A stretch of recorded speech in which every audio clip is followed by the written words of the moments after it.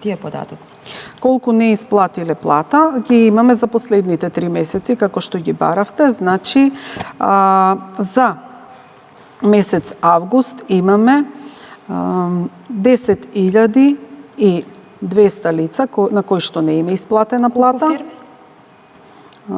Колку фирми? 6.000, околу 7.000 фирми. Тоа може да се и човек фирми, само да појаснам. Вработен, да. Да. За месец септември, 10, околу 11.100 лица, околу 7.400 фирми.